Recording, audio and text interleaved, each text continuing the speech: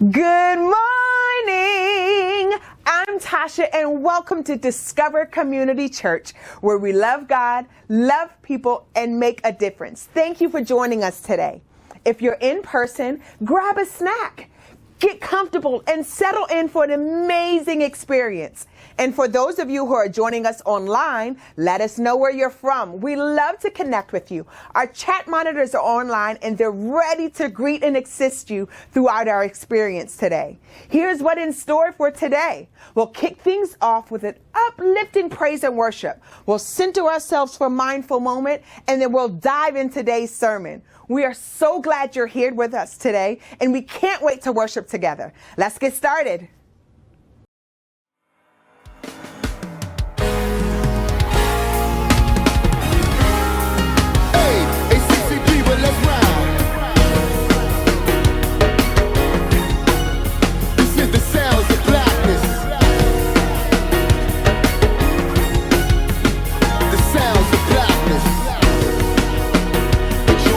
Joy Club, a Marauder, and Big and Bear, and Kelsey.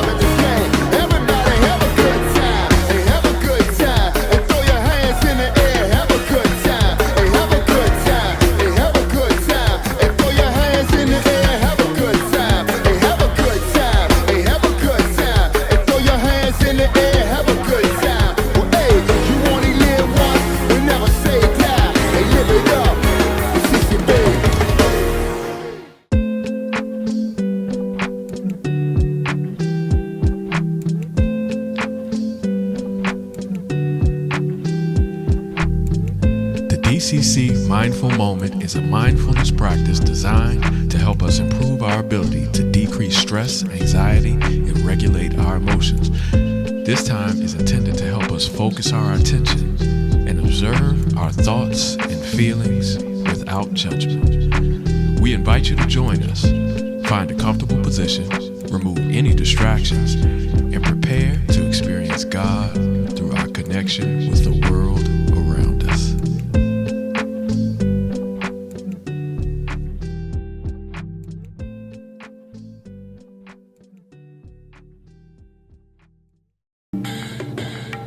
Close your eyes and draw your focus inward.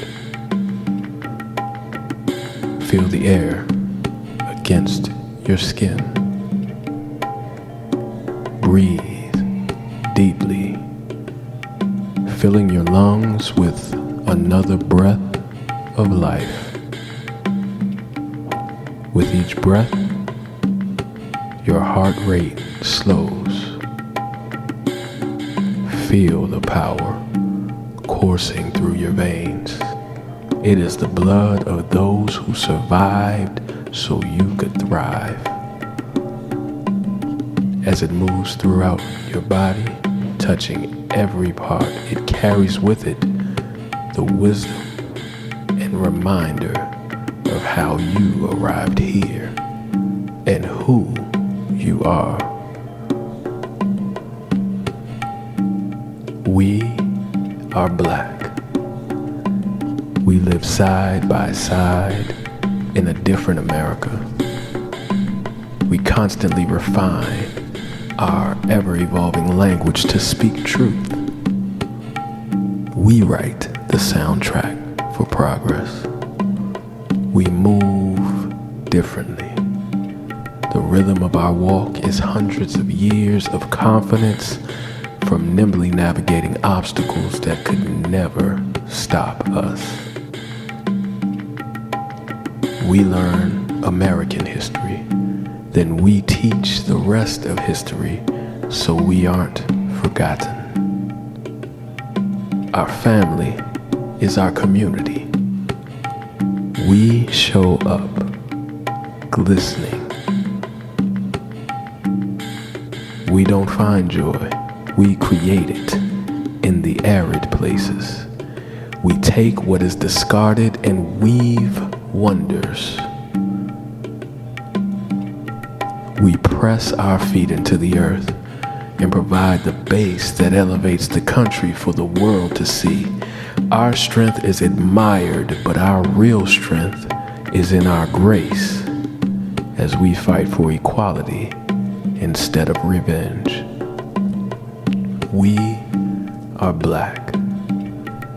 We thrive anywhere, under any conditions. We are not broken. We are honed, the fittest survivors. We do all of this with a world working against us. Imagine what we will be when that is no longer the case.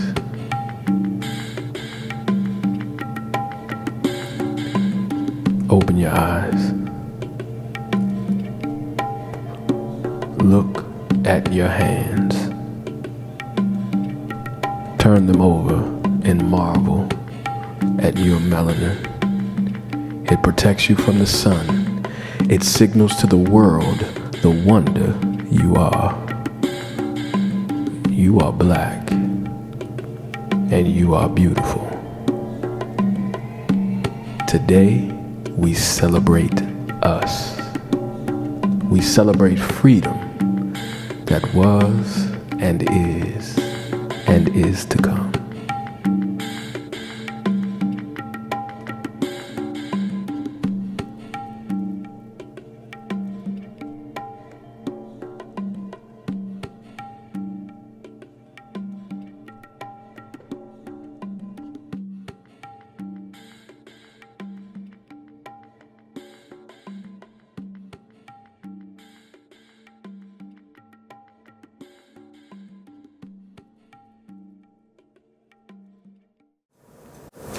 Good morning and happy Father's Day to you.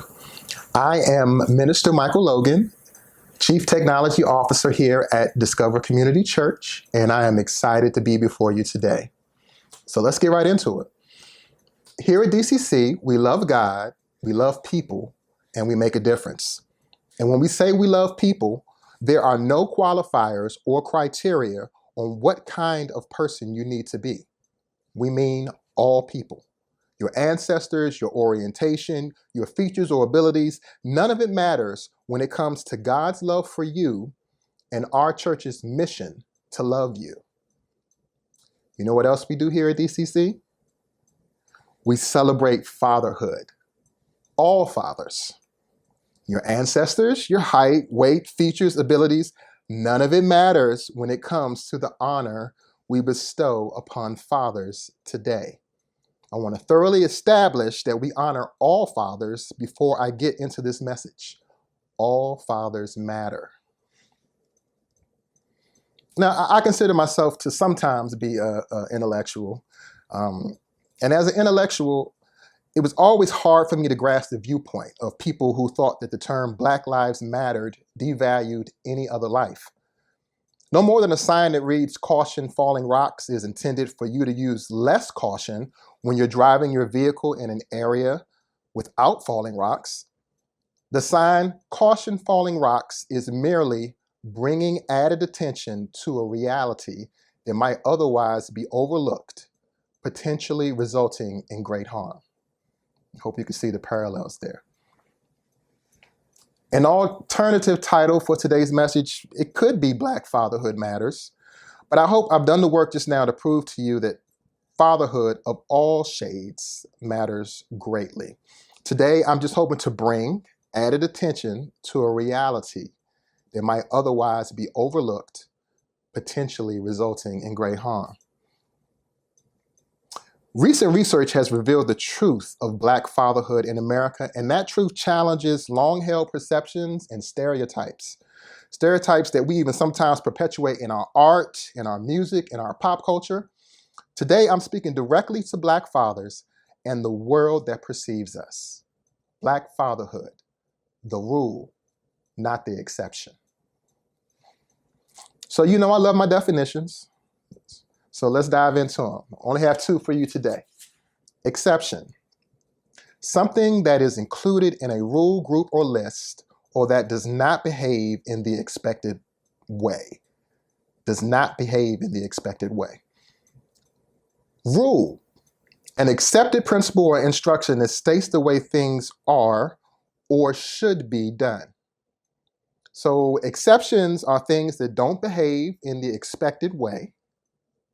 And that expected way, the way things are or should be done, is the rule. You with me? All right. So let me tell you a little bit about me. I am a native Washingtonian. I was born in the district, and then at age 4, we moved right across the line to Hyattsville. And like many youth in the DC suburbs, I grew up living a healthy dose of The Cosby Show with a dash of Good Times and a pinch of The Wire. I was surrounded by Black people in preschool and elementary. My parents' social circle was Black. I attended an African Methodist Episcopal church. Good moral character, academic achievement, and the support of family were our pillars. My TV programming told me that a mind was a terrible thing to waste and that I should say no to drugs. I even had Luther Vandross singing to me as a cartoon, telling me to get a job and avoid the future blob. Definitely dated myself with that one. What am I saying? Achievement, excellence, and good behavior was the rule. And most importantly for our conversation, they were the rule for me as a young Black man. Anything counter to that at that time was the exception. But then something happened. There was a shift that started when I went to high school. Shout out to DeMatha Catholic. As I took on honors and AP courses, I started to notice how the racial composition of my classes changed. Even when it came to peer groups, interests, and behavior, there was also a separation. And somewhere, my entire self-belief system got flip-flopped. And I started to feel like the exception. I wish I had the time and the degrees and the academic background to really break down everything going on there mentally in terms of self-view and the way I perceive my peers that look like me. But here's the key takeaway. The rule had become a standard that I no longer natively associated with my people. Therefore, my ability to still adhere to all those great values nurtured in my youth made me an exception. And this mindset continued into college at the University of Maryland. It was reinforced by my studies and by my surroundings. Now, don't get me wrong, I was surrounded by Black excellence at College Park. But as a Black scholar attending a PWI on scholarship and excelling, it was easy to feel like I was an exception, someone beating the odds. That's the mindset I had towards myself and my peers. So much so that I started a band in college and named it Exception. We were dispelling stereotypes and beating the odds. Young Black men who went to class, stayed out of trouble, and had plans to better society. We were the exceptions. So I hear you asking, this is all entertaining, good story, Mike, but what does this have to do with Black fatherhood? Well, I'm glad you asked. As a Black man in America, once you start to view yourself as an outlier, an exception, or a unicorn, it's a toxic mindset that's hard to shake. It impacts your self-view. It creates enmity between you and others in your affiliation group. Black fathers who are doing things the right way may feel like they are an exception and not the standard. And as an exception, you start to think in terms of they and them instead of we and us. But what if you weren't the exception that you thought you were, Black fathers? What if there are far more of you than you imagined? What if, despite everything this world has thrown at you, you have somehow tapped into your Black dad magic and found a way to outperform any other reference group? What would that do to how you view yourself? How would that change the way that we viewed each other? How we supported each other? Wesley, Cornelius, Rob, Jason, Kevin, Keith, Mike. What if you and your parenting was the rule, the accepted principle or instruction demonstrating the way things should be done? So let's look at the data. A CDC-based study compared Black, white, and Hispanic fathers living with their children and their daily involvement in their lives. And here's what the data showed. Black fathers were more likely to bathe, dress, change diapers, or help with toilet time than white or Hispanic fathers.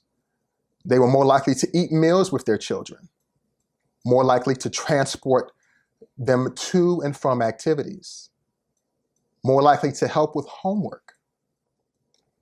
And what about fathers not living with their children? Listen, one tough stat we can't ignore is that compared to white, Hispanic, and Asian households in the US, Black households have the lowest percentage of children living with both parents. We're at right around 40%. Asian households rank at the top at around 87%, and Hispanic and white households, they fall in between. Now, there are several contributing factors that we won't cover in this message, but my unprofessional, non-clinical opinion is that this is not a good thing. We definitely need more Black fathers in the home and in relationship with the mothers of their children, providing that two-parent household structure and support. But it's important to note that even with this statistic, studies show that among non-resident fathers, fathers not living in the home with their children, Black fathers are significantly more likely to spend time and engage in activities with their children as compared to Hispanic fathers. And Black fathers also share responsibilities more frequently and display more effective co-parenting than their Hispanic and white counterparts. A few more stats, keep it going. The percentage of Black children living without a father in the home, and this includes two-parent homes and single-father households, has dropped to 47.5%. The lowest that percentage has been since the 1970s. Another way of saying this is that over 50% of all Black children in the US live with their father. 1976 was the last time we saw this happen, so we are trending positively on that one. And just a couple more stats to share, and we'll be done with this segment. And they can be interpreted different ways, but they help complete the imperfect but beautiful portrait I'm trying to paint. Studies show that Black men become fathers at similar or younger ages than other racial groups. And 69 to 72% of Black births occur outside of marriage. We kind of covered that. Now, these are not positive statistics, but they point to a resiliency and prioritization that must be acknowledged. Because even with these factors, Black fathers are finding a way to show up for their children. Now, I'm old school, I'm traditional. Of course, I'd love to see the marriage rates increase and two-parent households be the norm. And for Black men to be more intentional and committed to the women with whom they decide to create life. The stats show that we definitely have work to do in that area. But if we're specifically talking about Black fatherhood compared to other reference groups, Black men, you're in your bag. Whether you're in the home or during the days when you have custody, you're doing bath time, potty time, braiding hair, having meals with your kids, serving as personal Uber drivers, helping with homework, supporting extracurriculars, coaching their sports teams. And as a group, Black fathers, you are doing those things better than anyone else. You are the standard, the rule, not the exception. I just want to leave fathers with one more thing before I close. I hope I've thoroughly built you up and drawn your attention to the work that you're doing, the example you are setting, and the trail that you're blazing. But I realize that even if you have accepted that you are the rule and not the exception, you don't always feel like your parenting is the standard. You can feel inadequate. You can get overwhelmed by the responsibility. You sometimes find yourselves in situations where you don't know what to do. You're doing a lot of good things, but how do you sustain them and even improve upon them when you're already giving all that you can? This is where God comes in. He meets your insufficiency with his grace to make up the difference. Now, you know, I was going to have some scripture for you. I can't do y'all like that. So this is where it comes in. We're going to take a look at young King Solomon. He had just inherited the throne of his father, King David.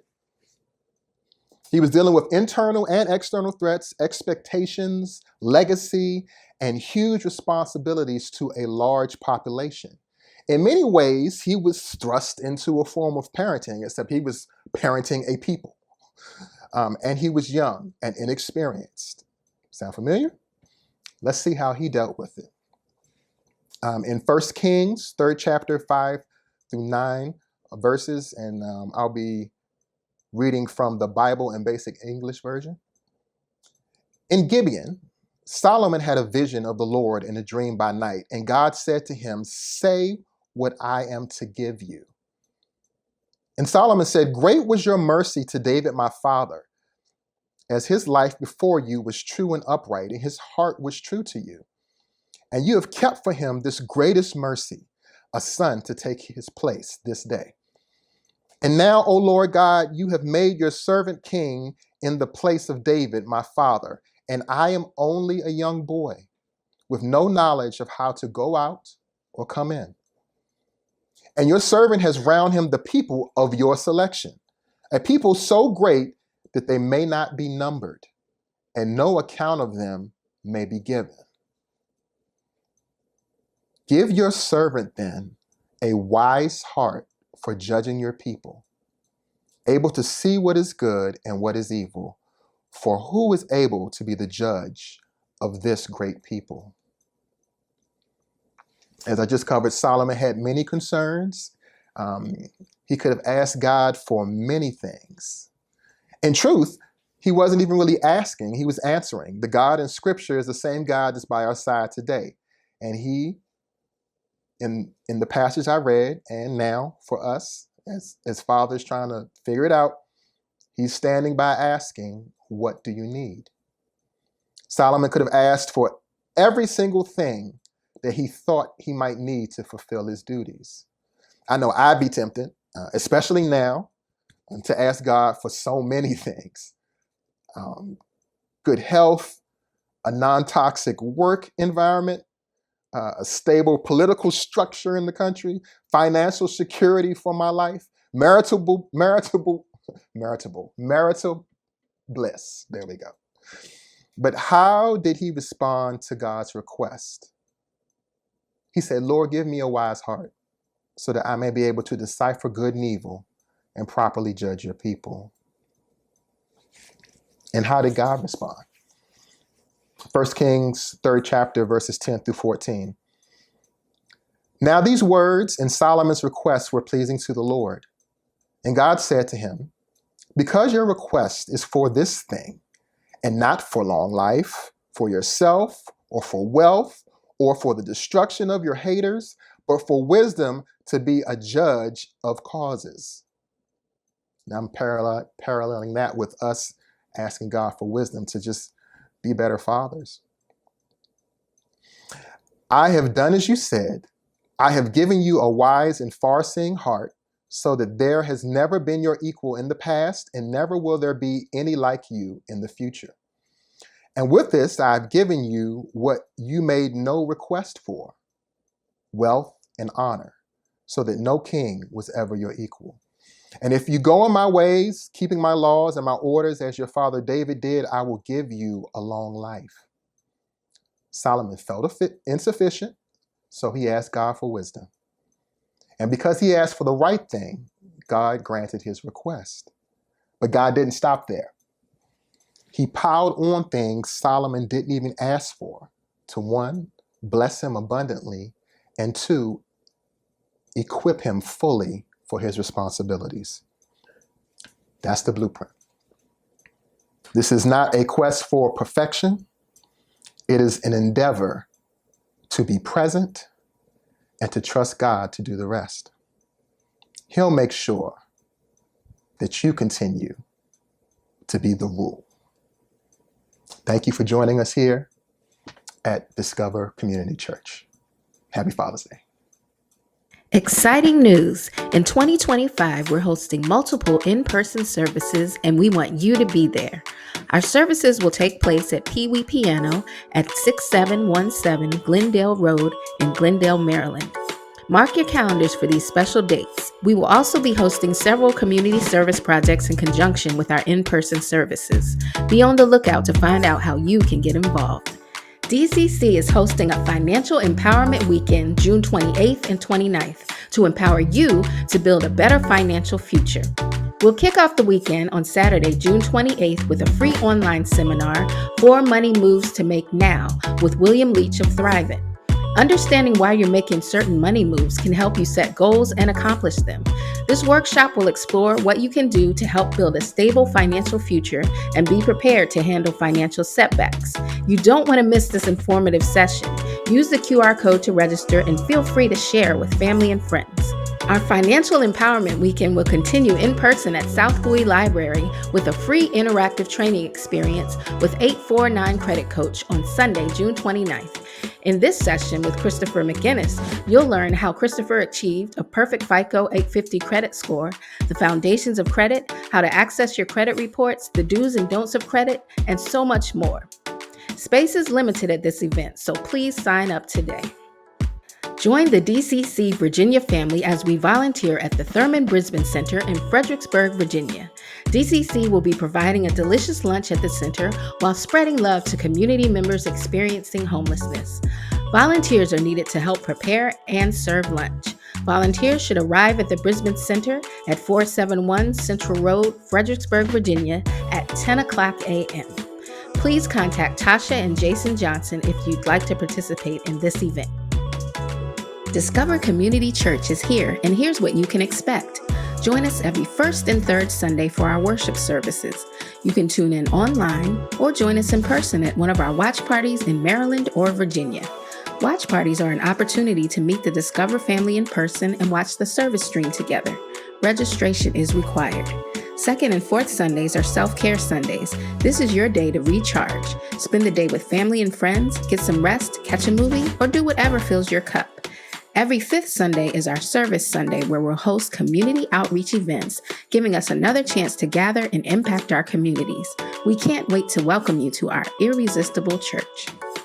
Hey DCC kids, we meet first and third Sunday during our watch parties. Hope to see you there. Your generous donations make a huge impact and allow us to host our Fifth Sunday service projects, sponsor community events, and make donations to local schools and our nonprofit partners throughout the year.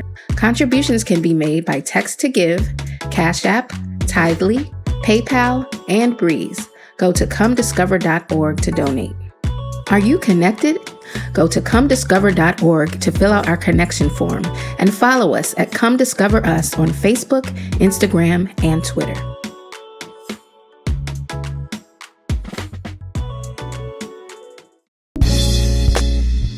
No other love more precious. No other love more true. No better words to tell you how much I do love you. I always dreamed I'd hold you, wiping your tears away, taking my time to enjoy you, showing you love each day. So peaceful when you're sleeping. I wonder what you dream of. Can't stop myself from thinking, yeah, you're dreaming of my love.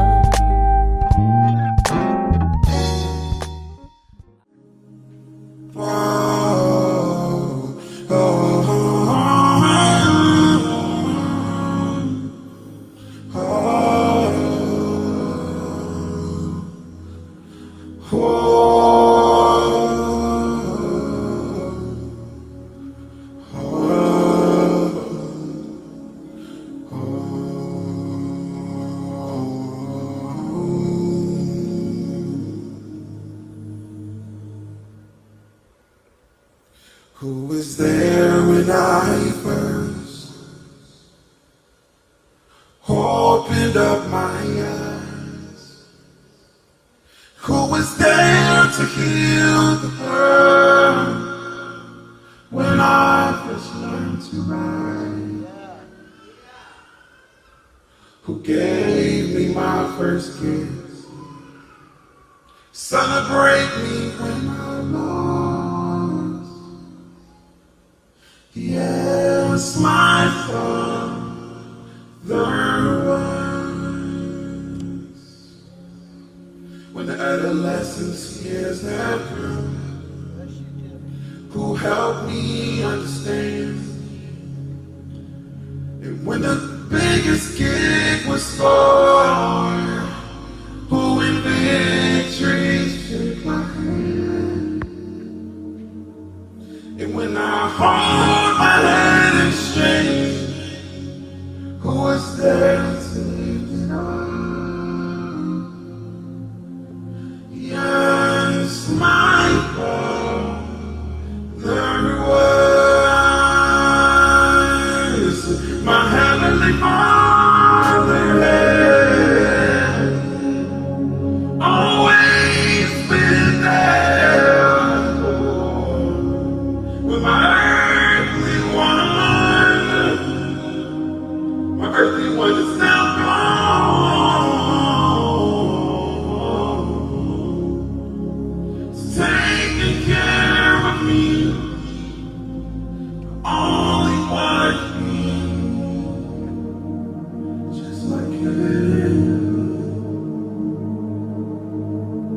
Now that I'm a full-grown man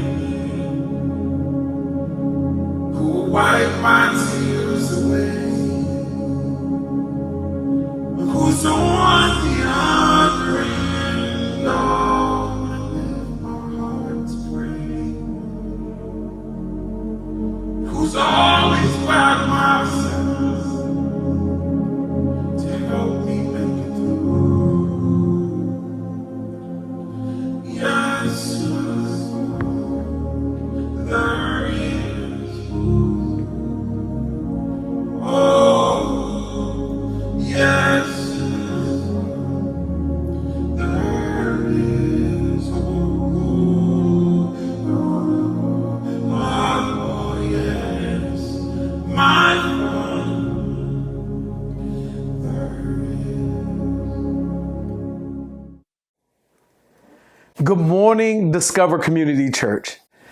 I am thrilled to join you today, and I have to give you a special announcement. The special announcement is a little bittersweet, but I think this is where our community can rally around a special family.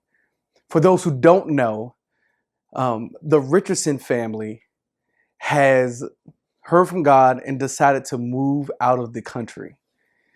We are excited about them going and doing this next adventure, but I have to be honest with you, I am slightly heartbroken to see a family that has turned a friendship that has turned to a family for us. Here at Discover Community Church, the Richardson family plays a vital role in everything that we do. And the beautiful thing about this, and what makes it sweet, is that they will continue to play that vital role in our ministry. So Pastor Mike Rich will continue in his role as pastor of training and education. Miss Lynette Richardson will continue to be the director of communications for us, and we'll have FaceTime with Gabriel and Nia as much as they will stand us. But as they are preparing to leave the country, we want to be a blessing to them. Here at Discover Community Church, we've always talked about our community and lifting each other up. And so we are preparing to send them off with some support. We also wanted to give an opportunity for those who love the Richardsons and want to see them thrive, to give an opportunity to give as they are moving to this next chapter in their life. So if you would like to, you can go to our website, comediscover.org, and you can give in placing your note for the Richardson family. And we will make sure that 100% of everything that is given with that note goes to them as they move to a new country. It's going to be so different without them physically here. They already plan to come here, and where they're going, there is a direct flight from BWI, so we're going to pop up on them as well. But help us be the community that we strive and talk about being all the time, and help the Richardson family make this transition well. So please, again, if you would like to give, go to comediscover.org, give and say for the Richardson family in the notes, and we'll make sure that they receive that gift. Thank you for joining us here at Discover Community Church. Thank you for being a irresistible church and a thriving community, a place where we love God, love people, and make a difference.